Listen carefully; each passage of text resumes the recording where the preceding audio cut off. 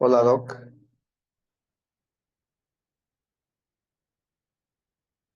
Ok, nada más que quiero compartir esto. ¿Me ayuda? Te dejo la anfitrionía, doctor. Sí, por favor, gracias. Listo, adelante. Que les vaya muy bien. Bye. Gracias. Aquí.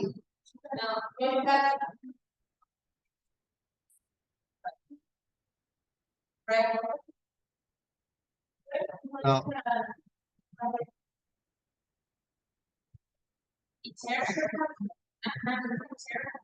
es compartir, ¿no?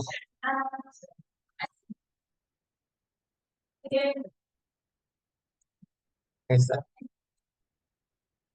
Mi presentación.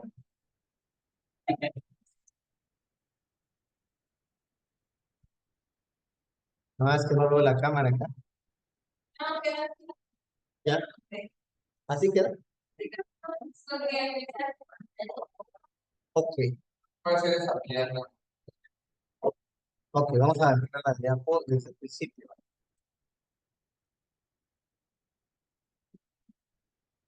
¿Ya? Bueno, nuevamente. El día de hoy vamos a ver los diseños de estudios clínicos epidemiológicos.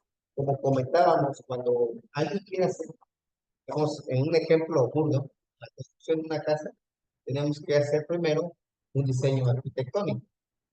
En el caso de la investigación, nosotros tenemos que ver, de acuerdo a lo que queramos investigar, tenemos que tener una orientación y para eso sirve el diseño de estudios clínicos, ¿no? Para que nuestra validez de esta información sea muy buena y adecuada, sabemos que tenemos que aprender los métodos que se pueden utilizar. Ahora, existen diversas clasificaciones para poder orientar al diseño. Si nosotros queremos saber acerca de la causalidad, existen los estudios que se llaman estudios experimentales. Eso es lo que más se acerca para obtener una respuesta a la causa. Y los estudios experimentales se le llaman así porque el investigador es el que interviene sobre el sujeto, ¿no? Cuando nosotros queremos hacer un estudio de tipo experimental, puede ser dentro del laboratorio, de un laboratorio, o puede ser en la clínica. Se ha visto más en los laboratorios cuando quieren hacer un estudio comparativo de eficacia de algún medicamento actual y utilizan en ocasiones ratas o ratones, dependiendo de lo que estudiar. Entonces, agarran el medicamento y eh, a ciertas ratas con cierto peso, con ciertas características, utilizan una manera de asignar las ratas, asignan a dos grupos de ratas. Un grupo que se llama experimental y un grupo control. Ambas tienen que tener las mismas características para poder hacer esa intervención. Cuando existen dos medicamentos, a un grupo se le pone un tipo de medicamento que se va a estudiar, y al otro grupo el medicamento convencional que se ha utilizado y quieren ver la eficacia. Entonces, lo que aquí deriva del estudio experimental, el punto clave es la asignación de los sujetos de estudio.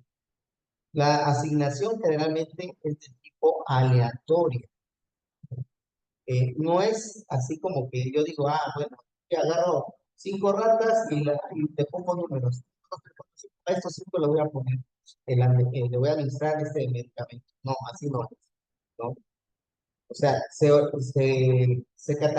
catalogizan a las ratas de acuerdo al peso, talla, ciertas características y se toman al azar. Y es donde ahí se forman los grupos. Pero el grupo experimental es generalmente cuando se asigna de manera aleatoria quién es el que va a recibir el medicamento. ¿Sí? Cosa diferente ocurre con los estudios cuasi experimentales. El término cuasi experimental pareciera como que refiere a una orientación de casi experimental.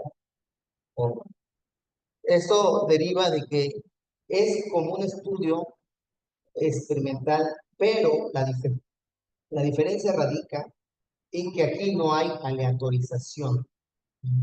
Aquí sí se asigna por manera de conveniencia, el investigador asigna a un grupo el medicamento y a otro grupo el grupo, ¿no?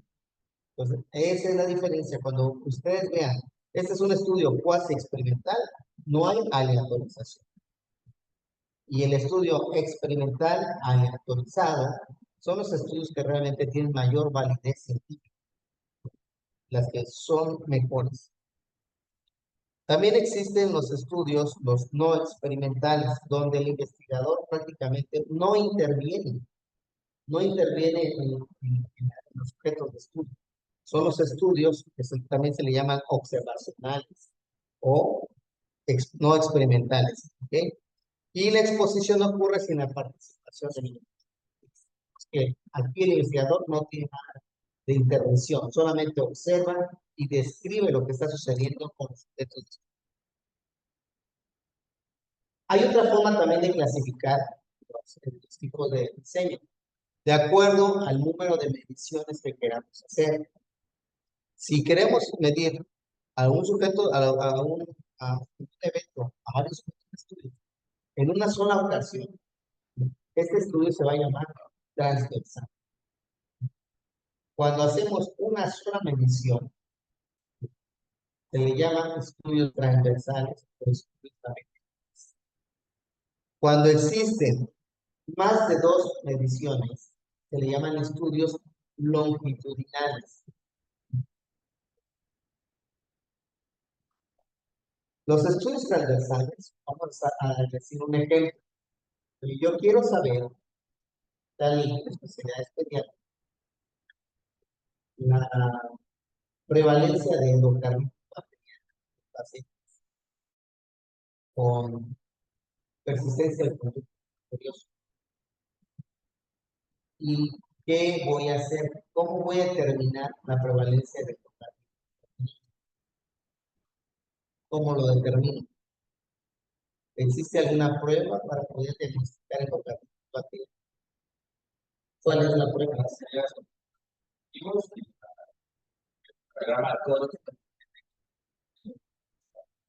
Entonces, lo que voy a hacer es agarrar a los pacientes que tengan persistencia con conducto infeccioso, que tengan datos clínicos, ¿no? Datos clínicos de endocarditis, que tengan soplo, que tengan fiebre, que tengan otras características. Y hago esa medición en una sola ocasión. Entonces, si de los 300 niños que tengo en el hospital pediátrico con persistencia de conducto infeccioso, encuentro que 10 pacientes tienen endocarditis bacteriana, ¿cuál sería la prevalencia? Es sacar el porcentaje, ¿no? El porcentaje del total. Y eso ya me va a dar, de esos 10 pacientes, van a formar posiblemente el 3%, el 3%,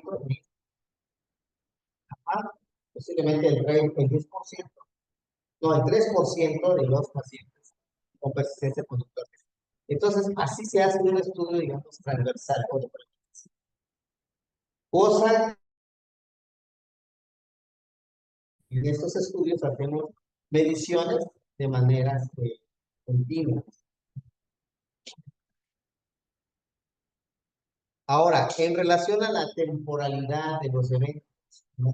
Si yo quiero hacer hoy hacia adelante o hacia el futuro, a esos estudios se le va a llamar estudios prospectivos. Y si yo hago un estudio hacia atrás, que hoy empiezo a querer estudiar quizá algunas alteraciones hemodinámicas, que fueron operadas eh, de tetralogía de Fagott.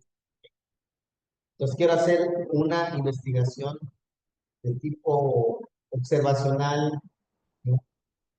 Pero un estudio de corte, un estudio que no solamente voy a hacer una mención, se voy a hacer varias menciones, pero es una corte, y como voy a agarrar hacia atrás, es un estudio que retrospectiva. ¿Okay? Entonces, para volver al punto, si el inicio del estudio, el evento investigado ya ocurrió y el investigador planea reconstruir su ocurrencia en el pasado, utilizando registros, en este caso serían los expedientes clínicos, o entrevistando a los mismos sujetos de estudio, se considera que el estudio es retrospectivo. Si la ocurrencia del evento se registra durante el estudio, es decir, si los sujetos de estudio están libres del evento de interés al iniciar su participación en el estudio, el diseño se considera de tipo prospectivo.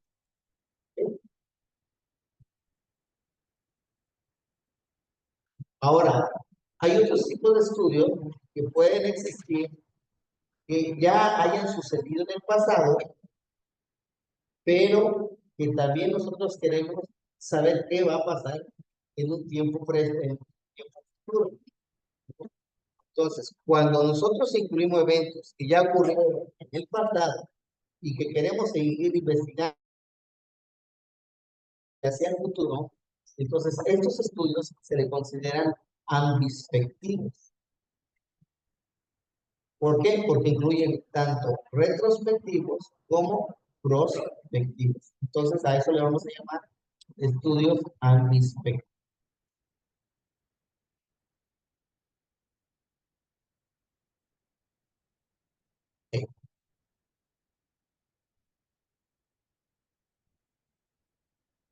Bueno, también podemos hacer un criterio para poder estudiar a los pacientes de acuerdo a la selección de los participantes. Esto se puede llevar de acuerdo con la exposición, el evento o sin considerar ninguna de estas características. Cuando los sujetos son seleccionados con base en la exposición, es decir, se elige un grupo expuesto y un grupo no expuesto, en los que posteriormente se va a determinar la ocurrencia del evento, se considera que se trata de un estudio de corte. Vamos a hacer un ejemplo de un estudio. Queremos estudiar eh, la incidencia de obesidad infantil en niños de 15 años de edad, pero vamos a utilizar una corte de estudio. La corte va a ser que los obesas, hijos de madres obesas, que tengan niños prematuros, que desarrollen obesidad a la edad de los adolescentes, pues queremos saber la incidencia. ¿Qué tantos niños van a presentar obesidad cuando ellos tengan la edad de 15 años? Entonces, el estudio inicial fue de niños prematuros, de mamás con obesidad. Entonces, ¿qué vamos a hacer? Es un estudio de corte. Hoy planeo eh, diseñar este estudio y voy a ir al hospital regional. Y ahí voy a ver cuántos mamás son obesas y tienen niños prematuros. Y agarro un grupo de niños prematuros de madres obesas y lo voy a seguir en el tiempo hacia adelante. ¿Ok? Y voy a hacer mediciones seriadas. Lo voy a medir a los 6 meses, al año, a los 2 años, a los 3 años, hasta llegar a los 15 años. Ese estudio se llama estudio de corte, ¿no? Y que nos puede dar incidencias, ¿ok? Podemos decir qué porcentaje de niños son obesos a la edad de 15 años. También esos estudios de cortes nos pueden servir para ver causalidad. ¿Por qué? Porque en este momento no está presente, digamos, la enfermedad que queremos investigar, no está presente, pero sí tiene un factor de riesgo. En este caso yo quiero saber la obesidad, pero pudiera ser un factor de riesgo con un grupo de pacientes que no han presentado la enfermedad y que lo voy a seguir en el tiempo hacia el futuro. En el momento que se presente la enfermedad, entonces ya puedo determinar la incidencia. Esos estudios son para ver causalidad e incidencia, estudios de corte. También hay algo parecido, ¿no? Cuando se seleccionan a los participantes en base al evento de estudio, es decir, se elige de manera independiente un grupo de sujetos que tiene el evento de interés, los casos, y un grupo de sujetos que no la tiene, los controles. Y en estos grupos se determina la exposición. Entonces hablamos de un estudio de casos, controles. ¿Ok? Entonces, es diferente un estudio de corte con un estudio de casos y controles. Aquí ya existe un grupo y ya tiene la enfermedad y otro grupo que no la tiene. Y lo vamos a estudiar de acuerdo a la exposición, ¿no?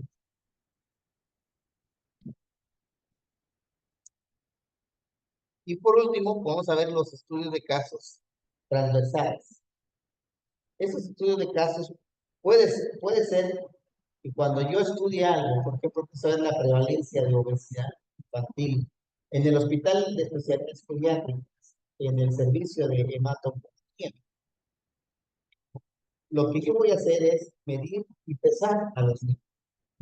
Voy a medir y pesar en una sola ocasión. Por ejemplo, ya tengo bien diseñado mi proyecto de investigación y quiero saber la prevalencia de obesidad en los niños con leucemia, ¿no? Leucemia linfoblástica.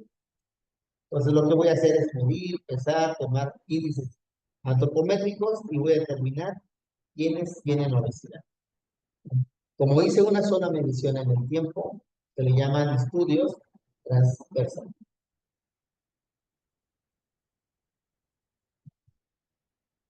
Y finalmente, existen otros tipos de estudios que se hacen con poblaciones mayores, ¿no? Estas poblaciones que pueden ser una comunidad, un país, ¿no? Donde prácticamente los sujetos de estudio no solamente no son pocos, sino prácticamente es toda la comunidad. A esos estudios se le llaman estudios ecológicos, ¿no? Y sirven generalmente para toma de decisiones o para hacer una política pública. Cuando existen brotes, epidemias, pandemias, existen estos estudios que se le llaman ecológicos.